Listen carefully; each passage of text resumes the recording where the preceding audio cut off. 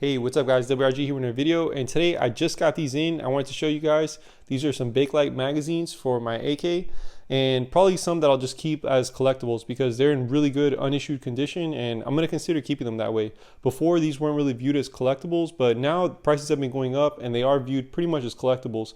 They are from Russia, and I'll be going through, I have a few of the generations, not all of them, and I'll just go through and show you guys. So if you guys like this video, please like, share, subscribe, and let's get started.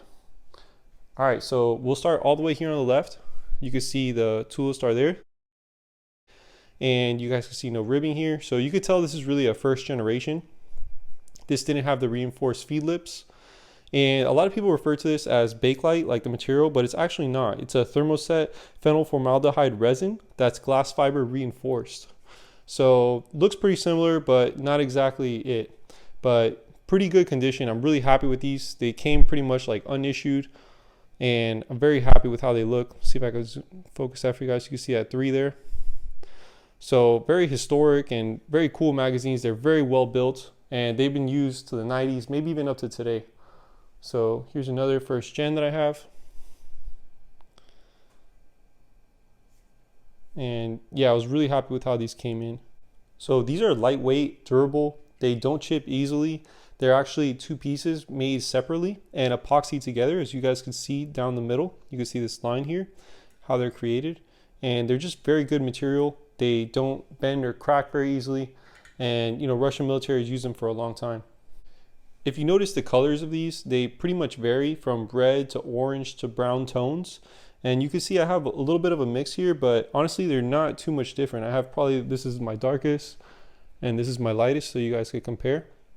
And they do come obviously in different tones, which is pretty cool and will probably match your AK furniture if you get it down right. Now, a few of the key distinctions you'll see, I have here a first generation, both of these, and 2 fourth generations, is you'll see on the bottom, these are not ridged, these are flat. And these are ridged, and they found that this provides a lot of extra strength for the material. So you'll see that very commonly done. And another thing you'll notice is the back is flat. So this is a flat back. And these original ones were actually referred to as long top. So as you guys can see there, that line is much lower than this top. And these were also, the newer ones were steel reinforced as opposed to the first generations, which were not steel reinforced. Also, the technical name for this is actually AG4S, as opposed to what most people refer to them as Bakelite magazines. And another thing you might find interesting is that were originally made by Izhevsk in between 1965 and 1968.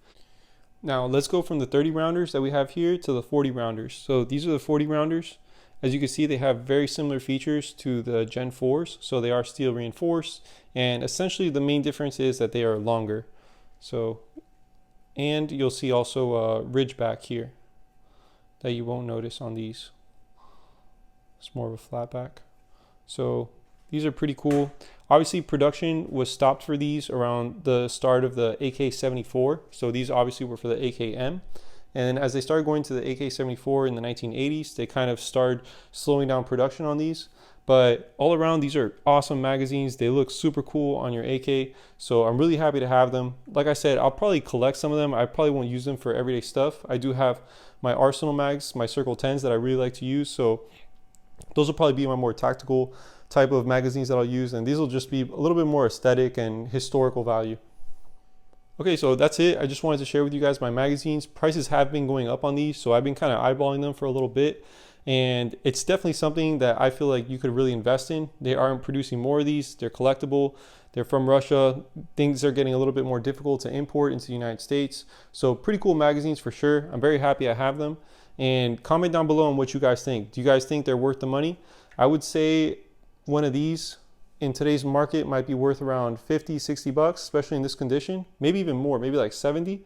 And these may go for as much as 140, 150. I've actually seen them go for 210. So, and prices, you know, continue to rise.